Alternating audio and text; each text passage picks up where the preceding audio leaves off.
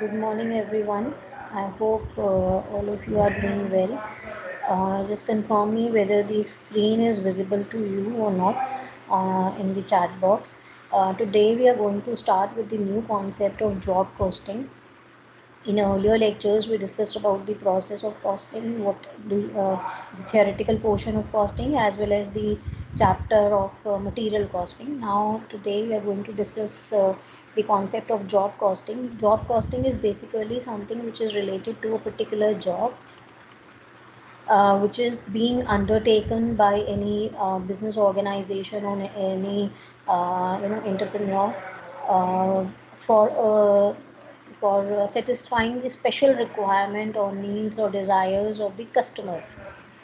And when we are talking of the job, basically it's based on the customer to customer, and it is talking of the separate orders we have from different customers, and they are basically of small duration. जब हम job costing की बात कर रहे हैं तो as the name suggest, job का मतलब कोई एक पर्टिकुलर काम के लिए हम बात कर रहे हैं। तो जो हमारे कस्टमर्स हैं, कस्टमर्स की रिक्वायरमेंट्स को ध्यान में रखते हुए हम उनके लिए कस्टमाइज जो काम करके दे रहे हैं, जिसको हम जनरली रूटीन में हम वर्ड यूज़ कर लेते हैं, कस्टमाइजेशन हम कर रहे हैं। तो कस्टमाइजेशन बेसिकली मीन्स कि we are trying to provide goods and services to the customers according to their requirements or desires. जैसे ही उनकी रिक्वायरमेंट पूरी हो गई, हमारा वो काम ख़त्म हो गया, फिर हम दूसरा ऑर्डर देख रहे हैं। इस तरह से we are working on order basis, and we have focus on each different kind of orders depending on the satisfaction level, or depending on the desires of the customers. And it is basically which is related to the time से linked ऐसे है कि जो जो भी हमारे job हैं वो एक पर्टिकुलर टाइम पे हमारा वो टास्क पूरा हो जाएगा, और वो जो टाइम पीरियड है वो बहुत लंबा नॉर्मली नहीं होता है। We have different kind of costing techniques और कॉस्टिंग मेथड्स, जिसमें हमारा एक पार्ट जॉब कॉस्टिंग है। तो जो हम कस्टमर्स की रिक्वायरमेंट के हिसाब से उनको प्रोडक्ट या सर्विसेज बनाकर दे रहे हैं, प्रोवाइड कर रहे हैं, और उसके लिए जो टाइम हम ले रहे हैं वो टाइम कंपैरेटिवली कम टाइम है, तब वो हमारे लिए जॉब कॉस्टिंग होता है। We may have some requirement from the customers जो बहुत ज़्यादा लॉन्ग ड्यूरेशन के लिए होते हैं, तो उसके लिए हम प्रोसेस कॉस्टिंग या कॉन्ट्रैक्ट कॉस्टिंग की बात करते हैं, which are the other ways of costing. Job costing में आपको मेन दो चीज़ें ध्यान रखनी है कि it's talking of the customers special requirements, and it is of the small duration, and the work which is being carried out, it is carried out within the factory or workshop and moved through different processes and operations, and continuously you can identify each unit. तो जो भी हम इसमें काम करेंगे उसको आप identify कर सकते हैं पर्टिकुलर जॉब से रिलेटेड कि ये इस कस्टमर का काम है और ये काम ऐसे हो रहा है, और उसके जितने भी अलग अलग प्रोसेसेस या ऑपरेशंस हैं वो आपके सारे के सारे फैक्ट्री या वर्कशॉप में होते हैं। Basically, when we talk of the job costing, it is applied in the engineering jobs, you can say, construction companies में प्रिंटिंग जब हम करते हैं कोई पर्टिकुलर, मान लीजिए मुझे ब्रोशर प्रिंट कराने हैं, तो मैंने उसको ब्रोशर के लिए बोले कि 300 ब्रोशर, 400, जितने भी मेरी रिक्वायरमेंट है उसके हिसाब से उसकी डिज़ाइनिंग करा के आई am getting the printed copy of the brochures. या मैं अपने आर्किटेक्ट्स को डिज़ाइन कराने के लिए, अपने मुझे घर बनाना है और उसके आर्किटेक्ट के लिए डिज़ाइनिंग करा रही हूँ, आर्किटेक्ट को हायर करके, तो he is providing me the services. Shipping उसमें आप करेंगे तो शिप बिल्डिंग में है, पर्टिकुलर डिज़ाइन आपने बताया शिप कंपनीज़ ने, और वो जो मैन्युफैक्चरर हैं उसके हिसाब से उसकी मैन्युफैक्चरिंग हो रही है। फर्नीचर में if I am just telling the business person that this is the particular requirement, मुझे इस तरह का फर्नीचर चाहिए, उस तरह से वो फर्नीचर मुझे बनाकर दे रहे हैं मेरी ज़रूरत के हिसाब से। तो all these kind of processes or the operations which are being done in the organization or the factory or the workshop, depending on the requirements or desires, likes and dislikes of the customers, particularly in smaller duration of time, then that is basically the concept of job costing.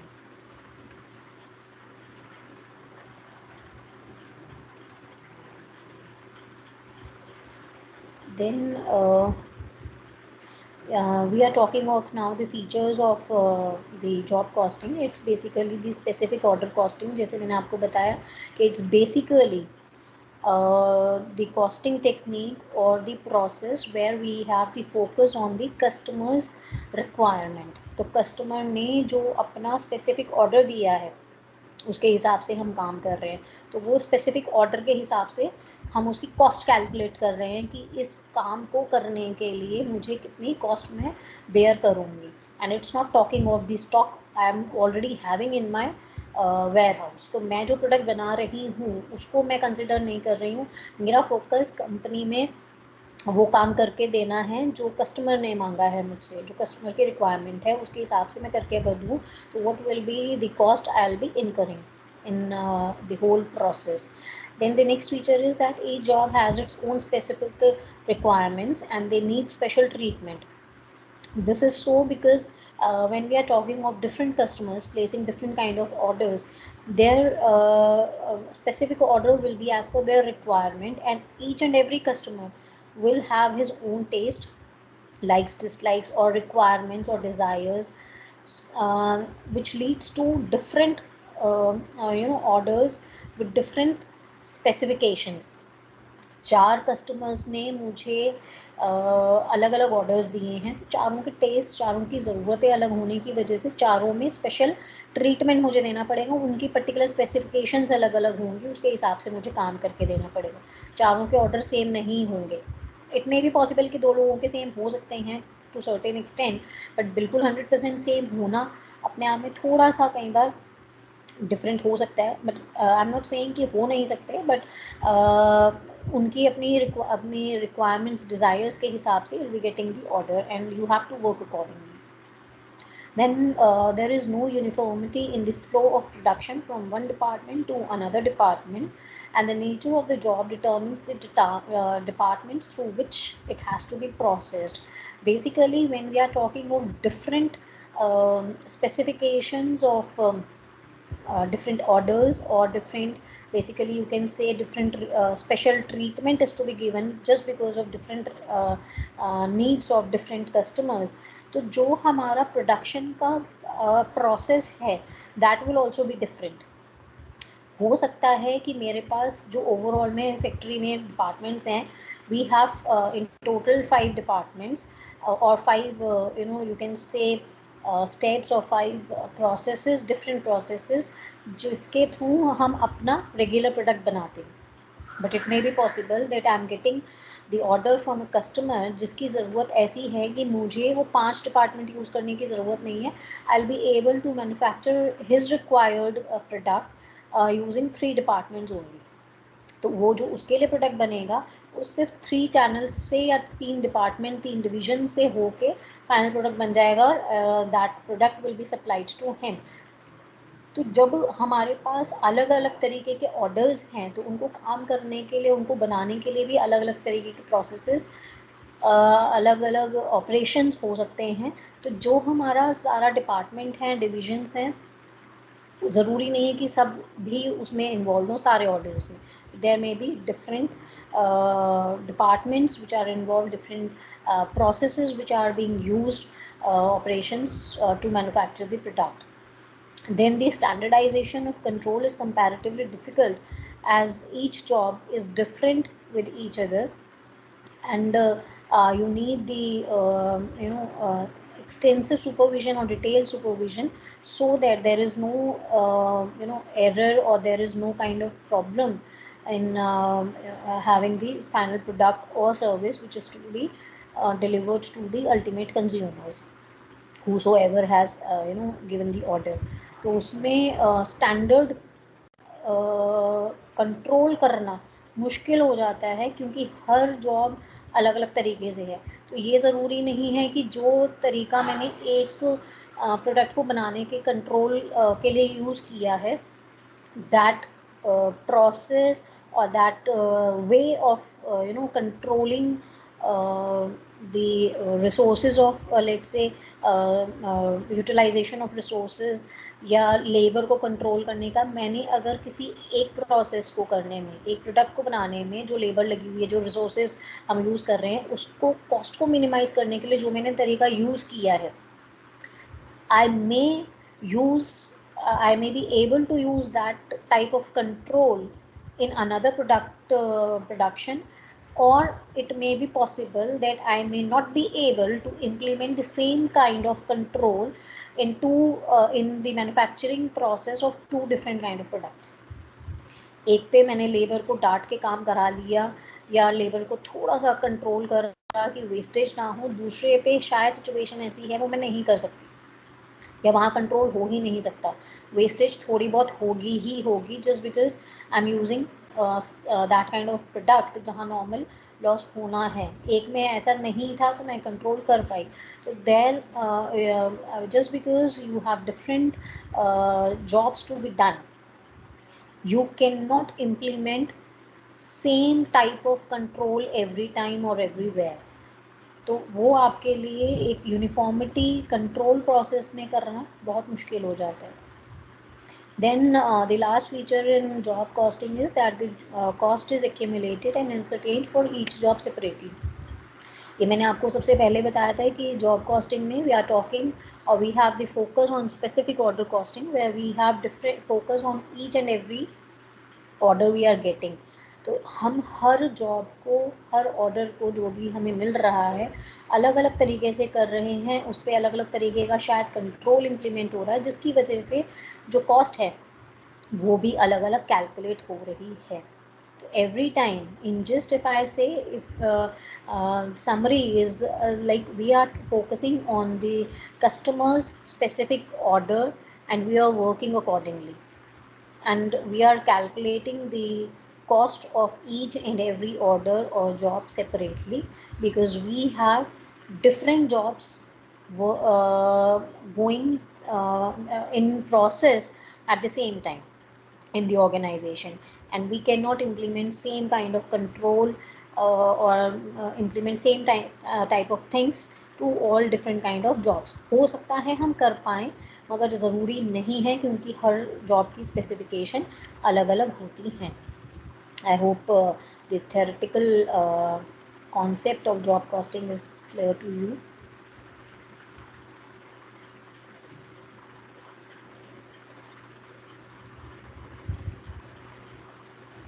Okay, now moving further, we have the costing procedure. When we are talking of different kind of jobs or the orders we are getting from different customers, the first step in the job costing will be that we will be receiving the inquiry from the customers and they will be asking for the product or services we can provide to them according to their requirements, and they will be asking us the cost which will be there, जो हम उस उनके लिए selling price जो हम quote करेंगे what will be the actual price will be quoting for that, जिसके लिए हमें पता होना चाहिए कि if we perform that particular job for a particular customer, what will be the actual cost we will be incurring. The second process, the second step in the costing procedure of job costing is that we have to estimate the price of the job, where we have to estimate the cost of the job focusing the specifications or the requirements of the customers. Once we know what will be the cost we will be incurring, we can tell this to the customers and we may get the order from the customers. Now after receiving the order of the customers, what will we do is that each job will be given different identification number, ID number होगा, ताकि हम उसकी पूरी की पूरी proper recording कर सकेंगे अपने पास। पूरा अकाउंटिंग जो प्रोसेस होता है, हम जहाँ पे सारा का सारा डेटा रिकॉर्ड करेंगे, तो we will be able to record all the entries of the particular job. Then we'll be allotting the job number, where we will be allotting different ID number to each job. After that we will issue the order for the production. where we will give the authority to the production department to manufacture that particular product, or you know they will be asked to um, have the services ready for the customers. तो हम लोग production process पे उस पर काम करना शुरू करेंगे. जिस तरह की स्पेसिफिकेशंस रिक्वायरमेंट्स हमें कस्टमर से मिली हैं उसके हिसाब से we will ask the production department or the workshop or factory wherever the work is to be done, and we will authorize the person concerned department or division to work according to the requirements. And then every time any kind of cost is incurred, it has to be maintained according to the different kind of jobs we have. So we have to maintain job cost card, where a job cost card is prepared for each and every job separately, where we'll put its ID number जो हमने पहले allocate किया था उसका separate identification number, production order number उसमें लिखेंगे. It's basically a written statement, or you can say it's a document where we are recording and collecting each kind of detail, financial detail for particular job separately. तो जो हमारी costing है, costing में हमारा जो focus है that is on the cost we have incurred. तो यहाँ पर हम क्या कर रहे हैं, जॉब कॉस्ट कार्ड में हम अलग अलग जॉब्स जो भी हमारे यहाँ हो रही हैं उनके बेसिस पर we are preparing different kind of documents, different documents separately for each job, where we are recording all kind of cost we are incurring for that particular job, whether it's related to material, it's related to wages or direct expenses or indirect expenses. जो भी हैं वो job wise हम उसको वहाँ पर record कर देते हैं, so that at the end of the whole process, or at the end of completion of the job, when you have the final product which is ready to be delivered to the customers, you actually have the details of all the cost which have been incurred in manufacturing that particular product, so that the price can easily be quoted from the customers. Then this is the specimen of the job cost sheet, where you have the job number, description of job, the customer name from whom you have received the order, you have written the order number, the quantity, the details of the order you have received, and the date of starting or it may be like when you have received the order, when you have completed the order, and all the cost you have incurred. All these things are written on the job sheet. Then after completing the job, a complete report is sent to the costing department, where the expenditure which has been incurred under each kind of element, which is material, labor, direct expenses and overheads, is being written, and you just calculate the total cost you have ascertained. And once you have the total actual incurred cost, then that would be compared with the standard cost or the budgeted cost or the estimated cost जो हम लोगों ने job start होने से पहले estimate किया हुआ था, उससे हम कंपेयर भी करेंगे, so that you can assure yourself what was the estimated cost and what actually is the actual cost you have incurred. And in case of any deviation, or in a case of any variation in the estimated cost and the actual cost, you can take the remedial action or corrective measures if required. For example, if I just am making the comparison after the job is finished between these two, actual and estimated cost, and if I just come to know that the actual cost we have incurred is more than the estimated cost, budgeted cost से ज़्यादा खर्च किया है, so we'll just look for the reason and the cost center or cost unit where actually we have incurred more as compared to our estimations. हमने estimate से ज़्यादा कहाँ खर्च किया है, और will try to find out कि हमने वो खर्चा ज़्यादा क्यों किया, हमें क्यों खर्च करना पड़ा ज़्यादा. And if it is justified, then next time by default you will just change your estimated cost. तो आप उसको, आप इसका मतलब आपका एस्टिमेशन में कुछ गड़बड़ थी, and next time you will just update the estimated cost, or you will recalculate it. and if you find out that the actual cost which is incurred is more than the estimated cost, and you could have saved some kind of cost, you could have reduced it, अगर आप थोड़ा सा ध्यान रखते तो उसको आप save कर सकते थे, थोड़ी वेस्टेज हुई, थोड़ा सा नुकसान हुआ आइडल टाइम होने की वजह से या what ever the reason is, but अगर आप थोड़े से कॉन्शियस होते तो शायद वो कॉस्ट उतनी नहीं आती। वो एक्चुअली में जो आपने एस्टिमेट किया था उतनी ही होनी चाहिए थी, मगर आपने वो ज़्यादा खर्च की। then what will happen next time, you'll be alert, you'll be conscious, and you'll try कि उसमें variations ना हो, and you will just have the focus on the efficiency level in all kind of operations which are being done in the manufacturing of the whole product.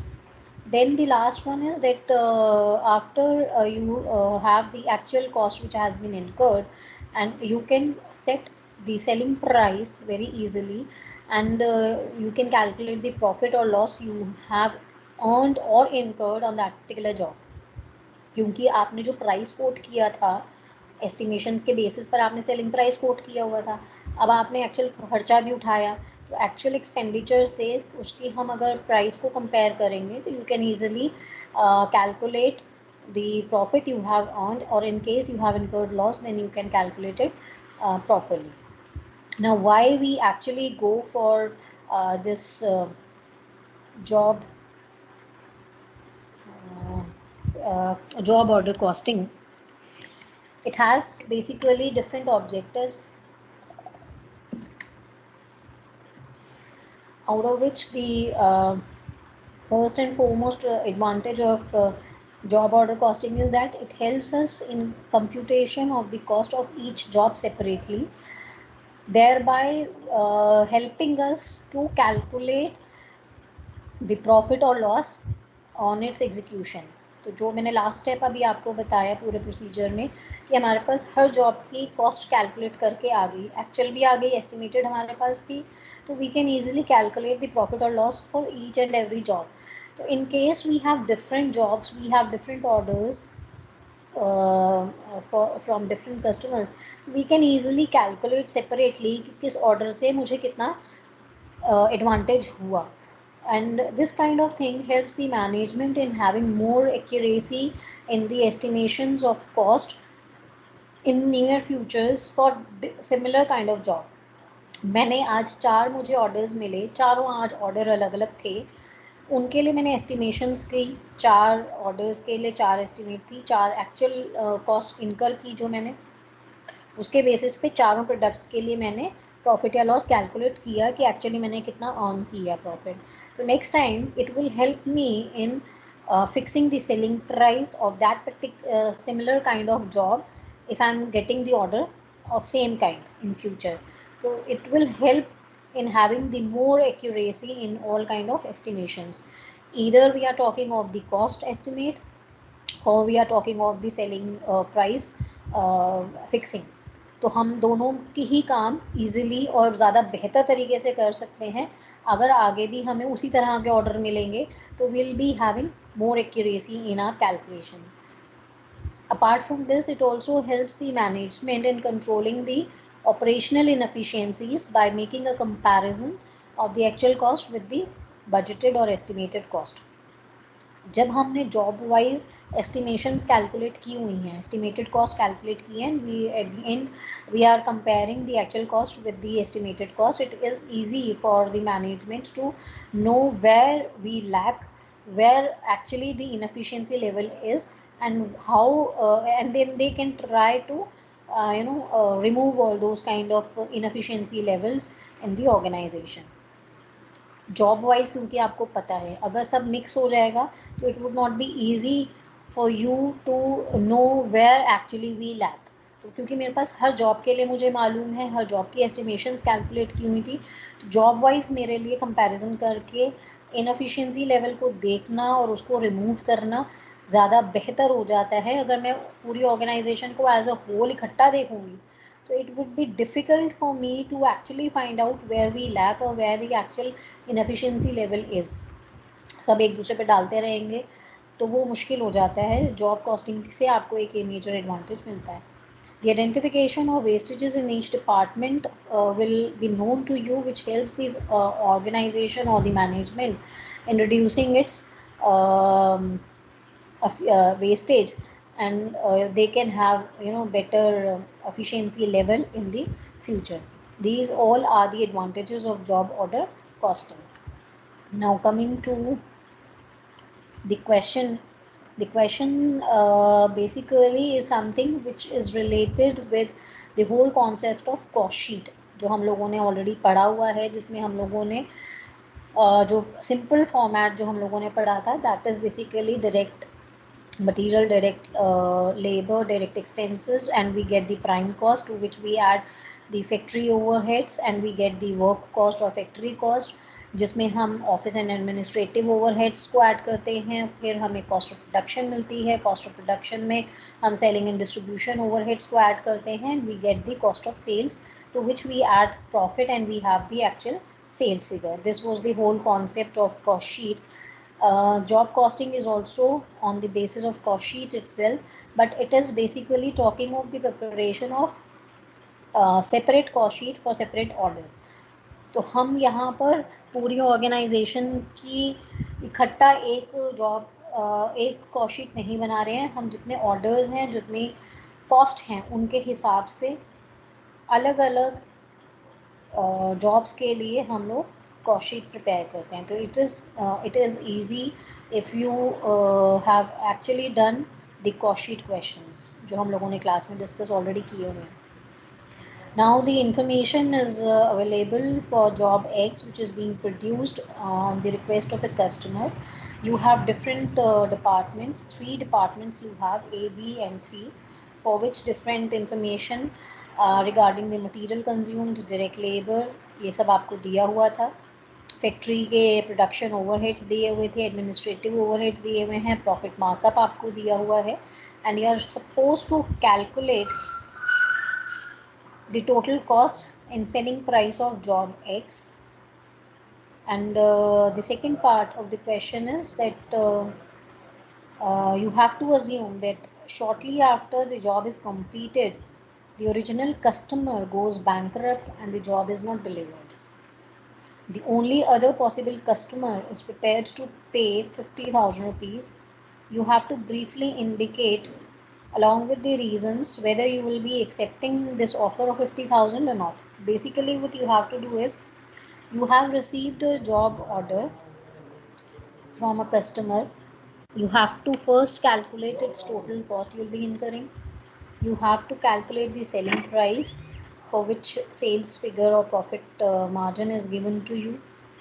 And second part says that जो customer ने आपको order दिया था, इससे पहले कि वो आपको पेमेंट करे और वो ऑर्डर आपसे ले ले, प्रोडक्ट ले ले, वो बैंकरप्ट हो गया। अब मान लीजिए मैंने आपको एक ऑर्डर दिया, तो आपको इस क्वेश्चन में क्या करना है, पहले तो आपको कॉस्ट शीट बना के टोटल कॉस्ट कैलकुलेट करनी है कि वो जो प्रोडक्ट आप बना रहे हो मेरे कहने पर, मेरे रिक्वायरमेंट पे, वो आपको कितने का पड़ा, कितने का बना हुआ। उसके बाद उसका सेलिंग प्राइस आप कैलकुलेट करोगे। उसके बाद जो सेकंड पार्ट है इसका, वो ये कहता है कि मैं इससे पहले कि आपको पेमेंट करती और वो प्रोडक्ट आपसे लेती, मैं बैंकरप्ट हो गई। अब आपके पास ऑप्शन क्या है, प्रोडक्ट तो आप बना चुके हो, वो या तो आप जो नुकसान उठाओगे तो पूरा ही नुकसान उठाओगे, but you have the option कि you can sell the product to some other customer at a rate of 50,000 rupees. He has asked only, he'll be, is ready to pay 50,000. Will you be accepting that order or not? This is the whole question. Now for department A, B and C, you have to calculate individual department wise and get it total. तो हमें total चाहिए। Department A में material consumed is 24,000, department B में 11,000, C में 21,500। Direct labour में आपको दिया हुआ था, वेज रेट पर आर दिया हुआ था 30 रुपये, 14 रुपये, 15 रुपये, and total hours for which the direct labour has worked in the 3 departments is 300, 200 and 400। अब इसको जब हम कॉस्ट शीट बनाते हैं तो you all must be remembering कि हम direct material, direct labour, direct expenses इकट्ठा करके ऐड करके प्राइम कॉस्ट कैलकुलेट करते हैं. Now what will be the solution? You have to prepare different 5 columns: particulars, department A, B and C, and then you have to total it. Now the cost sheet, the solution is cost sheet for the job X. You have to prepare right for different departments first and get it total. Direct material was given to you department wise 24,000, 11,000 and 21,500. For this particular job X, total material which has been consumed is 56,500. 24,000, 11,000, 21,500 तीनों department का मिला के 56,500 का आपने material use किया है. इसी तरह जो डायरेक्ट लेबर आपको दी हुई थी, डायरेक्ट लेबर दी हुई थी ए में, you have 30 rupees wage rate था और लेबर ने 300 घंटे काम किया. 300 घंटे लेबर ने काम किया और हर घंटे के उसको 30 रुपये मिल रहे थे. इसका मतलब डिपार्टमेंट ए में अपने डायरेक्ट वेजेस कितने दिए? 300 घंटों के आपने 30 रुपये हर घंटे के हिसाब से 9,000 रुपये दिए. बी में 200 घंटे के 14 रुपये घंटे के हिसाब से 2,800. सी में 400 आवर्स थे एट अ रेट ऑफ 15, तो 6,000 रुपीज़ का आपने लेबर को पेमेंट किया. तो आपने टोटल 9,000, 2,800 और 6,000 आपने लेबर को अलग अलग डिपार्टमेंट में पे किया एंड इन टोटल आपने 17,800 लेबर को पे किए हैं फॉर दिस पर्टिकुलर जॉब. तो मटेरियल के 56,500, लेबर के 17,800 ये आपने अभी तक पे किए हैं. Now the question says the company has the policy of fixed production overhead 15 rupees per direct labor hour.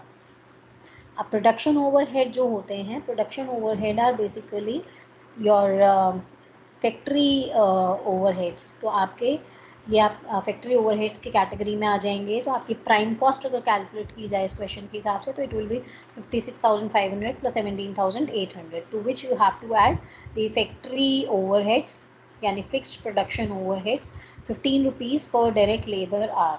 Direct labour hour मेरे टोटल कितने थे? डायरेक्ट लेबर आर यहाँ पर 300, 200 और 400. इसका मतलब 900 आवर्स हैं लेबर ने जितना काम किया है. तो प्रोडक्शन ओवरहेड्स जो इनडायरेक्ट ओवरहेड्स मैं पे कर रही हूँ 15 रुपये हर डायरेक्ट लेबर आर के हिसाब से दे रही हूँ विच आर 900. तो total production overheads will be 900 hours into 15 rupees per direct labour hour. तो ये आपका अमाउंट आ जाएगा 13,500. तो वर्क कॉस्ट या प्रोडक्शन ओवरहेड्स के बाद आपकी जो फैक्ट्री कॉस्ट आएगी that will be 87,800. I hope this is clear to you. Then you have to factory overheads. Factory cost में we have to add office and administrative overheads. जो आपको question में दिए हुए हैं fixed administrative overheads are 80% of work cost. Work cost means factory cost. Factory cost या work cost हमारी calculate करके आई है 87,800 की, जिसका 80% इज़ द एडमिनिस्ट्रेटिव ओवरहेड्स. तो आपको डायरेक्टली अमाउंट ना देकर इस तरह से इन्फॉर्मेशन दी हुई है. तो आप ये चीज़ जैसे भी इन्फॉर्मेशन है उसके हिसाब से आप कैलकुलेट करोगे. In this particular question administrative overheads are 80% of the factory cost. Factory cost was 87,800. उसका 80% is the administrative overheads which comes out to be 70,240 rupees. ये हमने ऐड किया तो हमें कॉस्ट ऑफ प्रोडक्शन मिल जाएगी which comes out to be 1,58,040 rupees. Cost of production में we have to add selling and distribution overheads. वो हमें क्वेश्चन में दिए हुए नहीं हैं. सेलिंग एंड डिस्ट्रीब्यूशन ओवरहेड्स का कुछ दिया हुआ नहीं था. तो इसका मतलब कॉस्ट ऑफ सेल्स भी यही है हमारी और कॉस्ट ऑफ प्रोडक्शन भी यही है. इसमें हम लोग कॉस्ट ऑफ सेल्स में will be adding the profit and will be getting the selling price. अब हमें प्रॉफिट और सेलिंग प्राइस में से कोई एक इन्फॉर्मेशन क्वेश्चन में दी होती है. जैसे इस क्वेश्चन में प्रॉफिट का मार्कअप दिया हुआ है which is 20% margin on selling price. Selling price पे आपका 20% प्रॉफिट मार्जिन है. तो ये आपके पास दो तरीके हैं इसको सॉल्व करने के. एक सिंपल तरीका ये है कि जो आपको सेलिंग प्राइस कैलकुलेट करना है उसको हम एक्स मान लें. तो let selling price be equals to x. तो हमारी जो इक्वेशन बनेगी, हमारी इक्वेशन उसके हिसाब से बन जाएगी, selling price is equals to cost price plus profit. ये हमारी इक्वेशन होती है। सेलिंग प्राइस हमने माना अगर x, I just share the screen.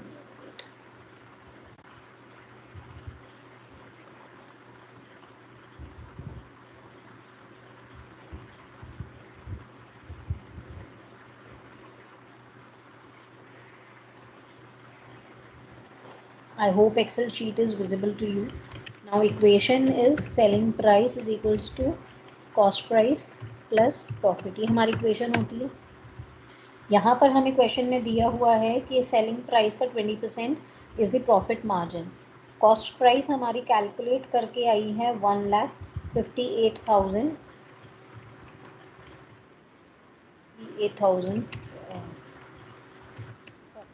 was the calculated cost price and profit is 20% of selling price। तो let selling price be x। अब मेरी इक्वेशन क्या बनेगी, x is equals to cost price which is 1,58,040 plus profit। Profit is 20% on selling price, so 20% is 500 of x क्योंकि selling price है। Now this will be the equation. You just solve this equation and you will be getting the x या selling price की आपको equation आपको मिल जाएगी। तो this will be x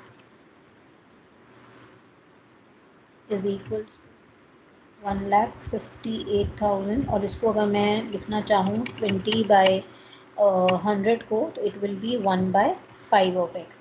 अब आपको एलसीएम से अगर आप कैलकुलेशंस करेंगे तो it will be x minus 1/5x is equals to 1,58,040, 4/5 x is equals to 1,58,040, then x will be equals to 1,58,040 into 5/4, it comes out to be 1,97,550। now this is the figure of x which was the selling price। तो इसका मतलब जो हमारी cost price calculate करके आई थी, जो हम sheet बना रहे थे कॉस्ट शीट, यहाँ तक हम पहुँचे थे कॉस्ट ऑफ प्रोडक्शन या कॉस्ट ऑफ सेल्स, हमारी इस क्वेश्चन में सेम है। इसमें हम प्रॉफिट ऐड कर देंगे तो it will be profit and that figure will give you the sales. इन दोनों का सम टोटल अगर हम करेंगे तो आपके पास सेलिंग प्राइस की फिगर आ जाएगी। तो सेल्स हमारे लिए आ गई 1,97,000, just wait,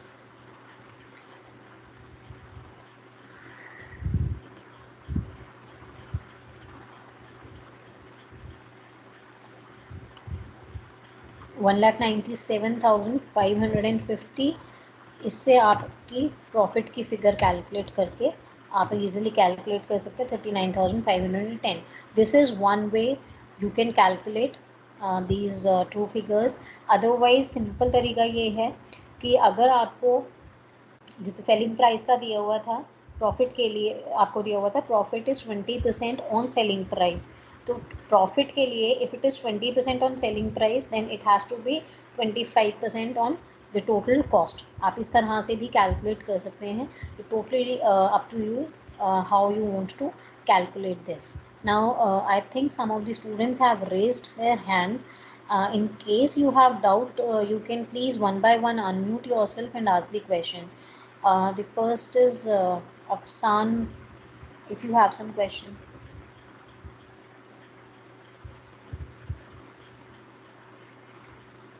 Nidhi, you can ask your question.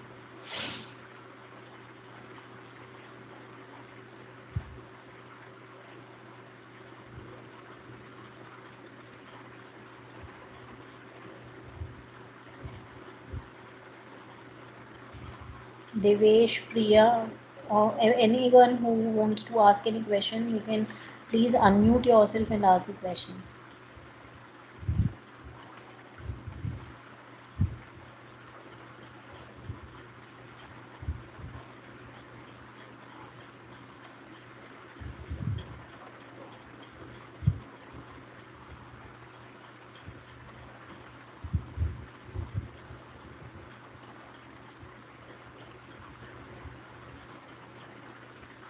Priya, you want to ask something? Ma'am sheet visible नहीं हो रही। शीट विजिबल नहीं है मेरे पास से, तो आपके पास आनी चाहिए। एक सेकंड, आप देखो, मैंने तो, मेरे पास से तो ओके है। हो गई मैम, अभी हुई है। अच्छा, पहले भी मेरे पास तो दिखा रही थी। You have some other question also और the concept is clear?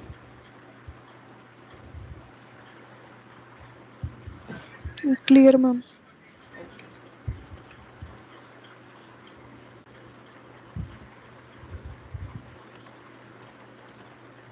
Okay, Nikhil Afsan, I have allowed you to unmute yourself in case you want to ask Pratham also. In case you want to We ask have the something. same problem. Okay, I don't know, maybe some technical problem was there, क्योंकि मेरे पास से तो उसको okay show कर रहा था। Okay, Ekmit Kaur and Pratham, you have some question or you had the same query?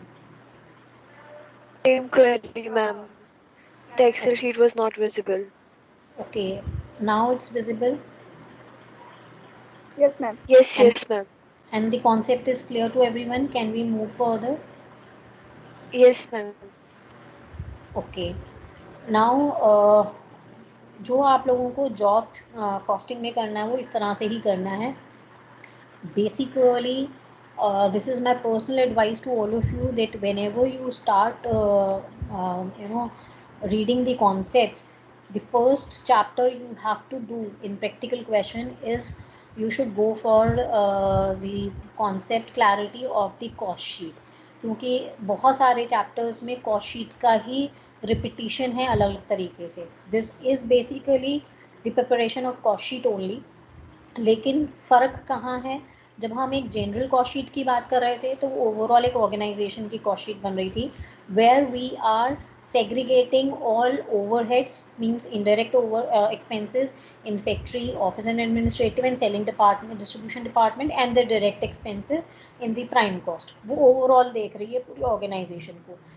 Same concept हमने minute उसमें कर दिया है, डेप्थ में कर दिया, जब हमने एक एक जॉब से रिलेटेड एक एक प्रोडक्ट के लिए, एक एक सर्विस के लिए बनाया, तो वो हमारी कॉस्ट शीट ना कहकर हमने उसको जॉब कॉस्टिंग कह दिया, कि हमने एक तो ओवरऑल कॉस्ट के लिए, एक ओवरऑल ऑर्गेनाइजेशन के लिए बनाया, एक हमने पर्टिकुलर कॉस्ट के लिए बनाया है। तो this is how you just go for it.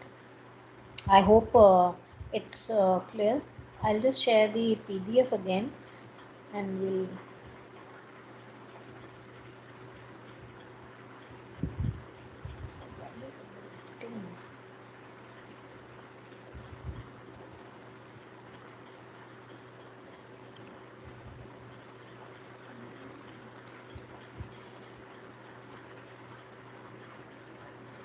okay, any one of you, in case you have any doubt, then you can please raise your hand so that I can allow you to unmute yourself and ask your question.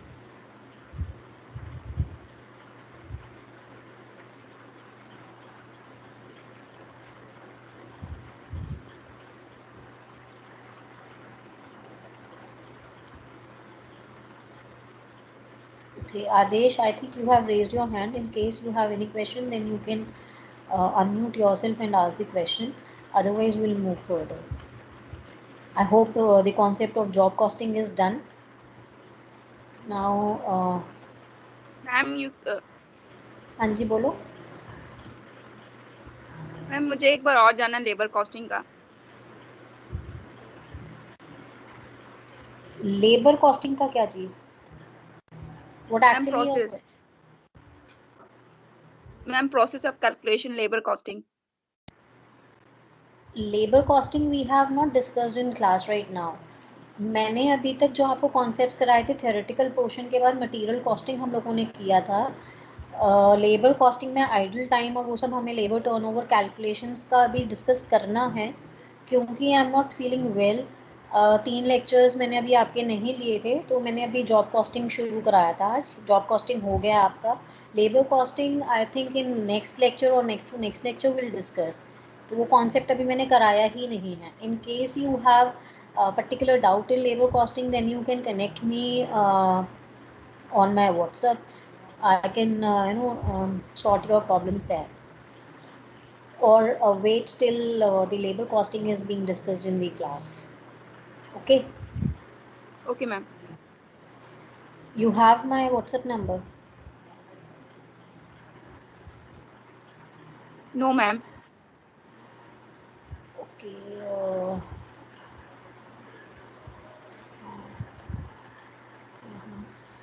I think conversation with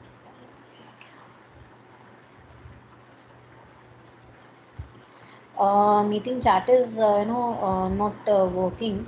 It's been turned off. I'll just give you my number. You can write my number. It's 99 711 34569. You can connect me on WhatsApp. Okay. Ma'am, हाँ जी. 99 99 711 34569. Okay, ma'am. Thank you.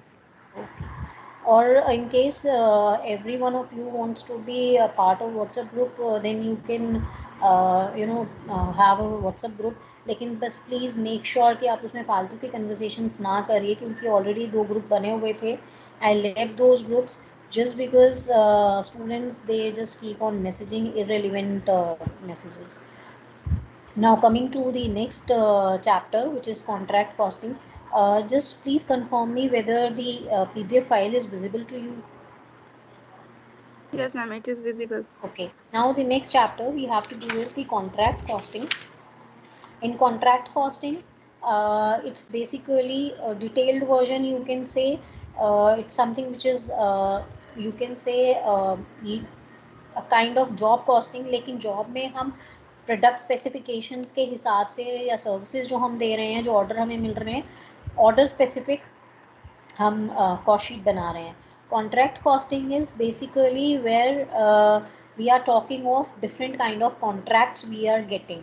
तो it is a kind of specific order costing, like job costing, which is applied where the work is undertaken from the customer's special requirements and each order is of long term duration. The difference between job costing and contract costing is this time duration. दोनों में same क्या है, contract costing और job costing दोनों का ही focus किस पे है, कस्टमर के रिक्वायरमेंट पर. This is common in these two type of costing. Difference आता है कि when we have some particular order which can be fulfilled in a short term duration, then it will be job costing. और थोड़ा लंबा time के लिए अगर वो जाएगा तो वो कॉन्ट्रैक्ट कॉस्टिंग होती है. दोनों में सिर्फ ये फ़र्क होता है. कॉन्ट्रैक्ट कॉस्टिंग में again the focus or attention is on the requirements of the customers, and the duration is of long time period. And job costing में जैसे मैंने आपको बताया था कि जॉब कॉस्टिंग में जो हम प्रोडक्ट बना रहे हैं या सर्विसेज देने की कोशिश कर रहे हैं, वो जो प्रोसेस हो रहा है वो वर्कशॉप में और फैक्ट्री में हो रहा है. तो एक साइड मतलब ऑर्गेनाइजेशन की ही प्रोडक्शन डिपार्टमेंट में वो काम होके फिर अल्टीमेटली प्रोडक्ट आपके पास आ रहा है, जिसमें टाइम कम लग रहा है. कॉन्ट्रैक्ट कॉस्टिंग में वो वाले सारे काम होते हैं जहाँ पे ज़्यादातर फैक्ट्री की बजाय साइट पर काम होता है. फॉर एग्जाम्पल, अगर मान लीजिए मैं कॉन्ट्रैक्टर हूँ इन द सेंस कि मैं बिल्डिंग्स बनाती हूँ, तो मैंने किसी का प्लॉट ले लिया कि ठीक है यहाँ 4 फ्लोर्स बनाकर मैं आपको दे दूँगी 6 महीने में. तो that will be the contract between the customer and me, my organisation. मैं तो बिल्डर हूँ, मेरा काम है. वो कस्टमर हैं, उन्होंने अपनी ज़रूरत बता दी, उनकी ज़रूरत के हिसाब से मैं बिल्डिंग बनाऊँगी और उनकी साइट पर ही बनाऊँगी. अपनी फैक्ट्री में बना के मैं ला के नहीं खड़ा कर सकती. तो दोनों में डिफरेंस कहाँ है, जॉब कॉस्टिंग में फैक्ट्री में प्रोडक्शन डिपार्टमेंट में प्रोसेस होगा, कम टाइम में आपका प्रोडक्ट पूरा रेडी हो जाएगा. कॉन्ट्रैक्ट कॉस्टिंग में टाइम ज़्यादा होता है कंपैरेटिवली, और जो काम होता है वो साइट्स पर काम होता है. And it basically consist of the construction work. Basically when we are talking of the building construction, road construction है, ब्रिज की कंस्ट्रक्शन है, इस तरह के जो काम होते हैं वो सारे के सारे आपके कॉन्ट्रैक्ट कॉस्टिंग में आते हैं। देन जैसे आपको मैंने डिफरेंस बताया दोनों में, जॉब कॉस्टिंग और कॉन्ट्रैक्ट कॉस्टिंग में, एक प्रमाइसिस में काम हो रहा है, जब प्रोडक्शन हो रही है तो वो जॉब कॉस्टिंग है, और साइट पर अगर काम हो रहा है तो वो कॉन्ट्रैक्ट कॉस्टिंग है। जॉब कॉस्टिंग में जो ऑर्डर है, एक यूनिट है, बैच ऑफ द प्रोडक्ट है, उसको हम कॉस्ट यूनिट ले सकते हैं। कॉन्ट्रैक्ट कॉस्टिंग में every contract is the cost unit, एक में ऑर्डर है, एक में कॉन्ट्रैक्ट है, दोनों में फ़र्क आ जाएगा। In job costing the cost is first allocated to the cost center and then we charge it to the individual jobs. And in contract costing, most of the expenses are of direct nature and directly they are charged to the contract. वो जितना भी material या labour जो भी हमारे हम use कर रहे हैं वो ज़्यादातर डायरेक्टली हम उसी कॉन्ट्रैक्ट के हिसाब से ही कर देते हैं। लेकिन जॉब कॉस्टिंग में क्या हो रहा है कि एक बार पहले हमारा पूरा रॉ मटेरियल आके स्टॉक में रह गया, उसके बाद हम उसको एलोकेट करते हैं, कहाँ कहाँ कितना, किस डिवीज़न में कितने, प्रोडक्शन प्रोसेस में कहाँ कितना यूनिट्स जाएंगे, वो हमारी एलोकेशन बाद में होती है। और जब हम साइट पे काम कर रहे हैं तो साइट पे जो मटेरियल आ रहा है वो उस पर्टिकुलर कॉन्ट्रैक्ट के लिए आ रहा है। तो दिस इज़ द डिफरेंस कि जब हम जॉब की बात कर रहे हैं, क्योंकि वो प्रोडक्शन प्रोसेस जो है वो मेरा फैक्ट्री में हो रहा है, वर्कशॉप में हो रहा है, तो वहाँ पर तो मैं 4 तरीके के प्रोडक्ट बना रही हूँ, चारों के लिए जो प्रोडक्ट के लिए मुझे रॉ मटेरियल चाहिए इकट्ठा आ गया, अब फिर वो एलोकेट हुआ, तो वेयर हाउस ने एलोकेट किया कि इस प्रोडक्ट के लिए ये आपको रॉ मटेरियल मिल रहा है, इस प्रोडक्ट के लिए ये मिल रहा है, and basically first you are getting all the raw material and then it is being allocated to different cost center or different products to be manufactured. Contract costing में क्या है कि मेरी एक साइट पे एक ही बिल्डिंग बननी है 4 फ्लोर की, तो जो भी रॉ मटेरियल आ रहा है वो उसी में यूज़ होना है कॉन्ट्रैक्ट में, तो वो डायरेक्टली उसी के लिए ही आता है, तो उसमें बाइफिकेशन या एलोकेशन करने की मुझे ज़रूरत नहीं पड़ती है। It's totally for that particular contract only. I hope this difference is clear to you. Then the next is the prices of the different jobs are normally fixed on the basis of the cost and the policy of the firm. While in contract costing, we generally fix the price basically which is based on the external factors and the competition.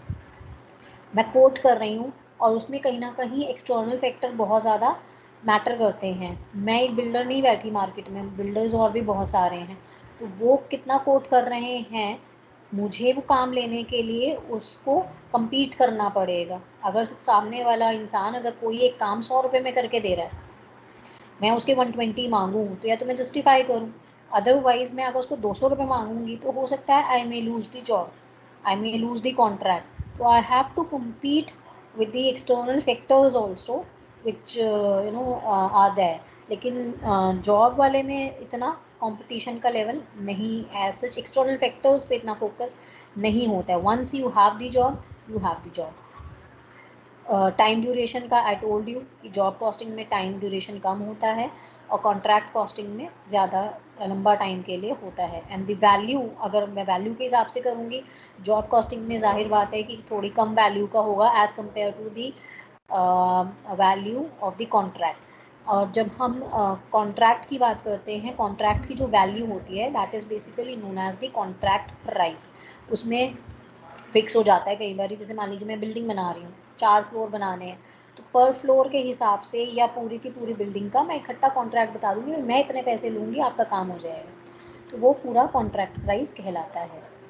Now coming to the contract costing procedure, इसमें क्या है कि अगर एक ही contract है तो आप एक कॉन्ट्रैक्ट की कॉस्ट शीट बना रहे हो, otherwise if you have different contracts, मैं बिल्डर हूँ, मैंने 4 मेरी साइट्स अलग अलग लोगों के लिए चल रही हैं, तो चारों के लिए मेरे जो अकाउंट्स बनेंगे, कॉस्ट शीट जो बनेगी वो चारों के लिए अलग अलग बनेगी, so that I can easily calculate the expenses I am incurring.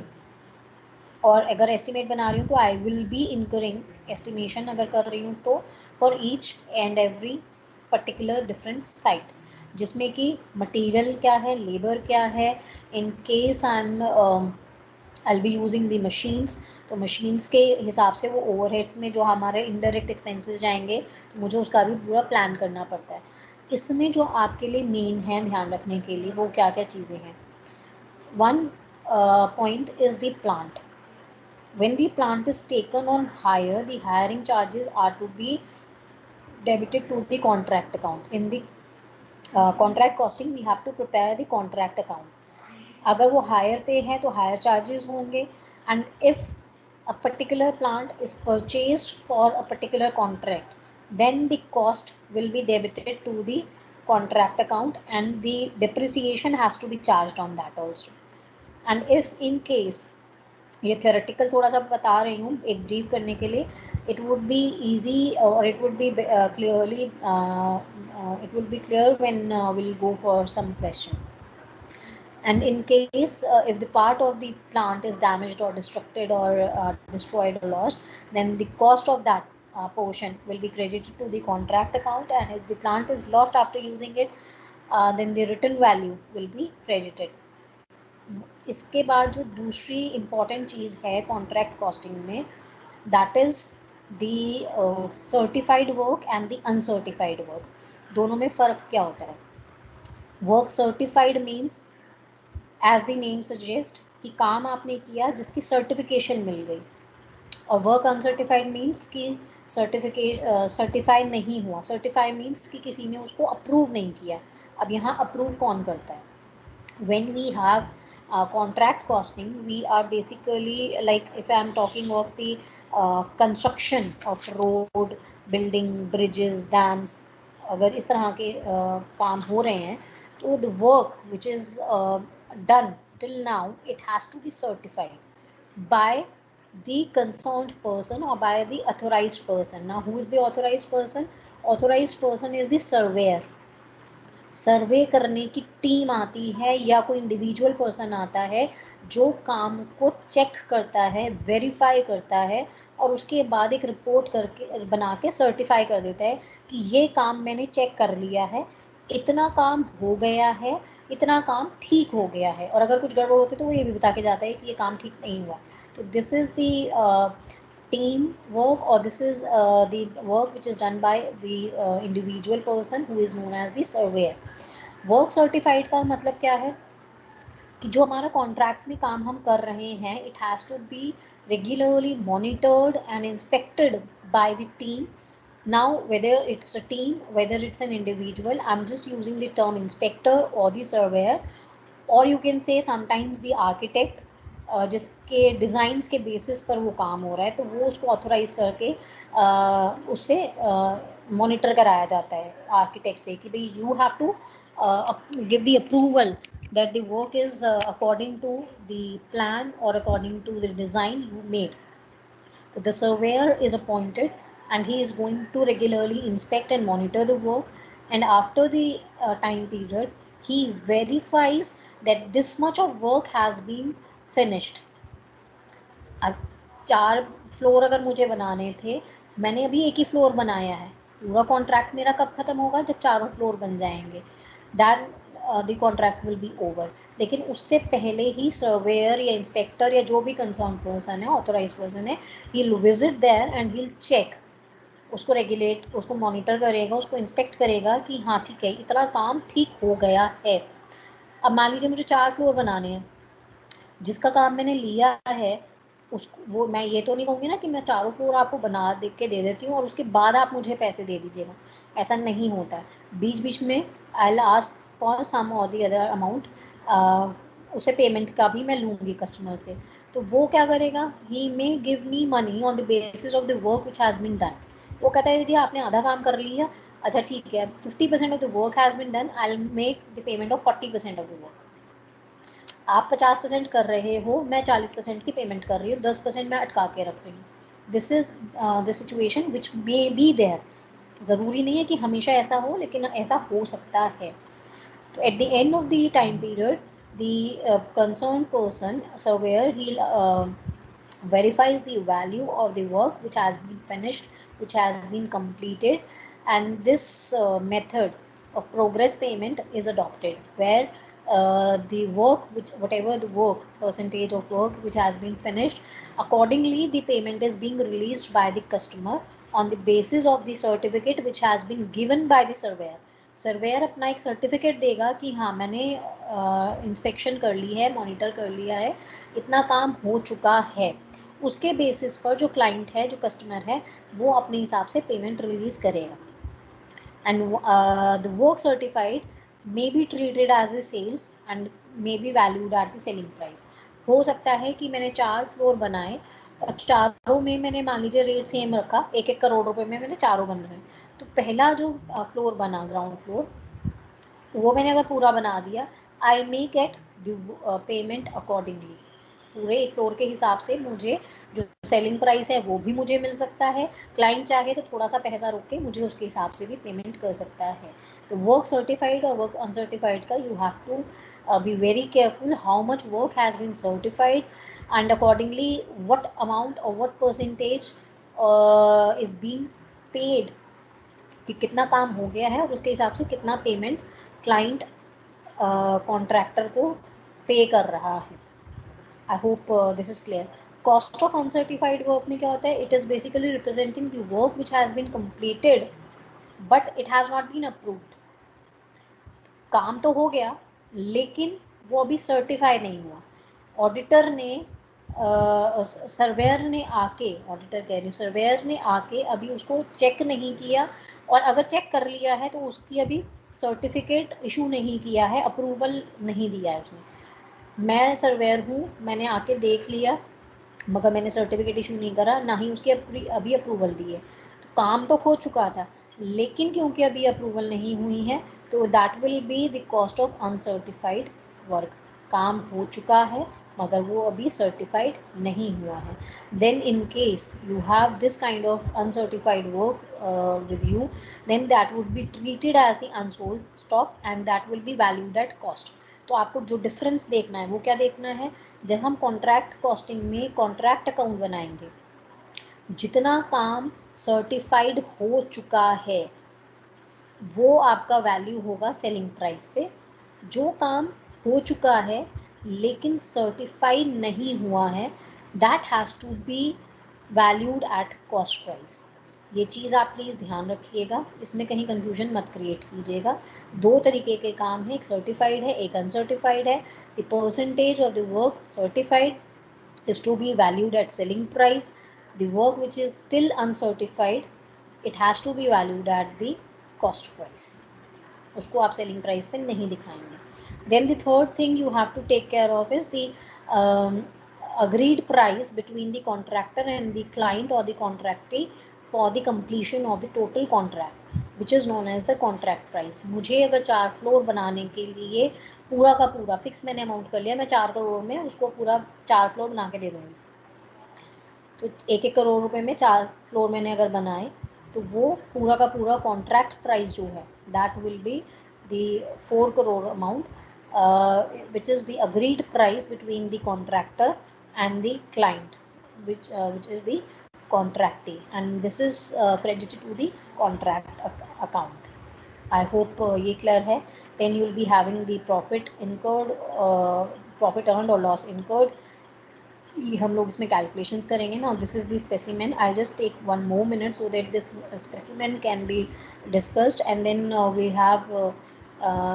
can go for the question in our next class। This is how you prepare in T form the contract account for the year ending, particulars amount, debit credit side पे, and you just charge all the direct and indirect cost um, to on the debit side of your contract account, work certified, cost of work certified on the credit side। ये आपका format है। This we will discuss in our next class, and we'll finish of this contract costing। In case you have any query, then you can ask me। I think Sheetal, you want to ask something? Unmute yourself and ask in case you have any query।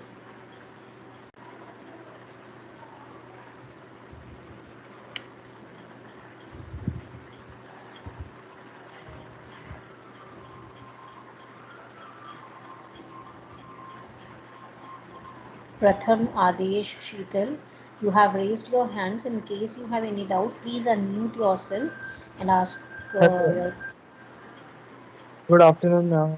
afternoon. Ma'am, I have a doubt in some point of contractual costing. Uh, okay, you can ask, अगर मैंने भी पढ़ा दिया है तो आप पूछो क्या है, बोलो। Ma'am, there's some depreciation point. Why would depreciation has anything to do with it? Because the machines used by the job assigning worker, na, why would this include in this cost? Okay, मैं थोड़ा सा इसको brief कर देती हूँ। बाकी ये हम लोग अभी जब अपनी नेक्स्ट क्लास जो हम लोगों की है on 25th, I think you will be having your class, this point will be clear in our next class. But the point is कि when we are taking any kind of contract, we'll be requiring different kind of equipments or machines we'll be using in the whole process of finishing up the contract. For example, if I need some machine काम करने के लिए, तो मेरे पास दो option हैं, या तो मैं वो किराए पर लेकर आऊँ और उसको यूज़ करूँ। इन केस मैं उसको कहीं से किराए पर लेकर आ रही हूँ और यूज़ कर रही हूँ, then the depreciation point will not be there, only the higher charges of that particular machine will be included, क्योंकि वो मैंने खर्चा किया है, मैंने एक मशीन उधार पे ली, किराए Yes, पर ma'am. लेकर आई, then in that particular situation depreciation on that equipment will not be charged in my account. Yes, लेकिन ma'am. मुझे अगर कोई और मशीन चाहिए जो मैंने परचेज की और उस बिल्डिंग को पूरा बनाने करने के लिए मैंने उस मशीन को यूज़ किया, जब मैंने वो बिल्डिंग को बनाने के लिए वो मशीन खरीदी, वो मैंने मशीन परचेज की, तो that machine is my asset, वो मेरी ऑर्गेनाइजेशन की एसेट है। Yes, और ma'am. मैंने उसको यूज़ किया उस पर्टिकुलर कॉन्ट्रैक्ट को पूरा करने के लिए, तो वो मैंने यूज़ कहाँ करी, उस साइट पर। तो डेप्रिसिएशन जो मेरा इनडायरेक्ट मतलब नॉन कैश वाला जो मेरा एक्सपेंसेस हैं, वो खर्चा तो हम दिखाते ही हैं, एक्सपेंसेस में तो हम दिखाते हैं डेप्रिसिएशन का। तो क्योंकि Yes, वो मशीन मैंने परचेज की थी और वो मैंने उस कॉन्ट्रैक्ट को पूरा करने के लिए यूज़ की है, तो उस पर जो डेप्रिसिएशन लगेगा that would be a part of expense for that contract. तो वो मेरे लिए तो खर्चा ही है ना, मैंने तो उसको एक्सपेंसेस ही दिखाया एक तरीके से, तो कॉस्ट है, तो that will be the part of that. In case I have purchased the machine and used for completing that particular project। लेकिन हाँ, अभी अगर मान लीजिए क्वेश्चन ये कह देता है मैंने एक मशीन तो परचेज की, उस पर डेप्रिसिएशन है 10,000 रुपये का साल का, लेकिन एक लूप होल क्या है कि जो कॉन्ट्रैक्ट के लिए मैं कॉन्ट्रैक्ट अकाउंट्स बना रही हूँ, कॉस्टिंग जो कर रही हूँ, उस वाले पर्टिकुलर कॉन्ट्रैक्ट में वो मशीन यूज़ नहीं हुई है, तो फिर डेप्रिसिएशन नहीं लगेगा।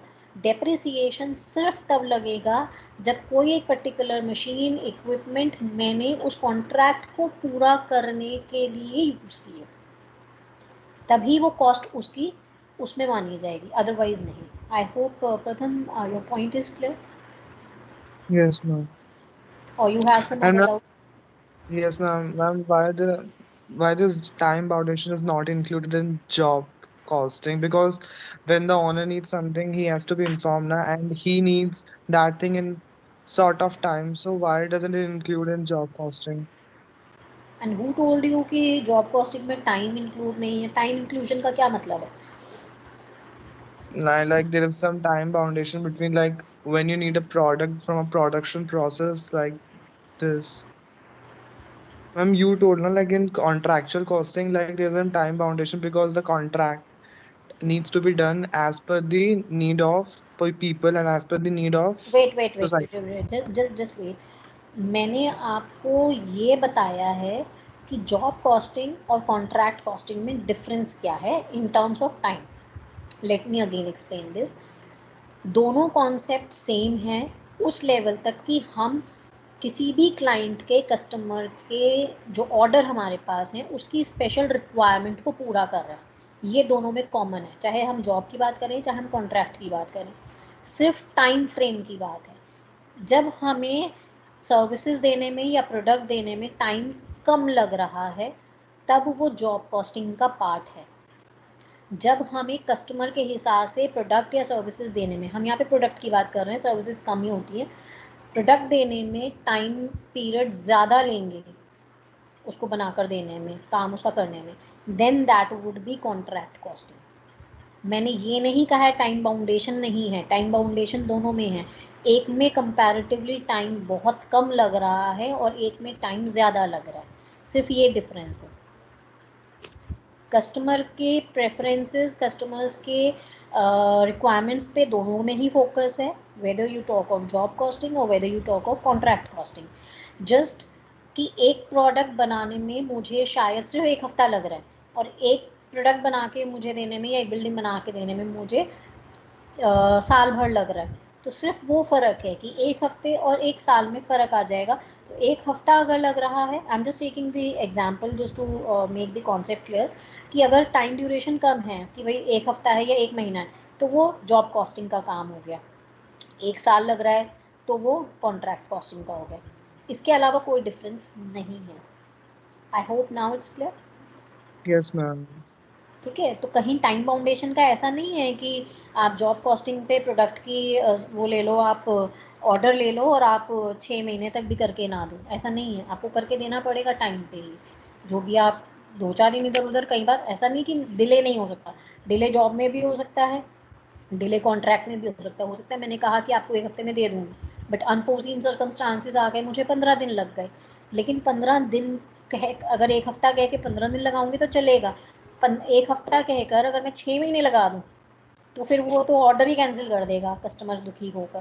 तो इस तरह की सिचुएशंस नहीं होती है। टाइम बाउंडेशन, देखो कंपनी अपनी गुडविल ख़राब नहीं करेगी, कस्टमर के साथ अपने रेपुटेशन ख़राब नहीं करेगी। अनफोर्सीन सर्कमस्टांसेस हो जाते हैं और वो डिले हो जाता है, then that would be other point. But otherwise जो मैंने टाइम दिया है वो पूरी प्रॉपर कैलकुलेशन करके ही वो थोड़ा सा लैग टाइम लेकर ही काम करते हैं। Okay Yes, ma'am. Okay, anyone else? Suraj, I think you want to ask something, unmute yourself and ask your question if any. Ma'am classes हमारी मतलब मिस हो गई है, इसकी रिकॉर्डिंग का क्या हो, जैसे क्लासेस क्लासेस आपकी मिस हो गई, आपने अटेंड नहीं की है?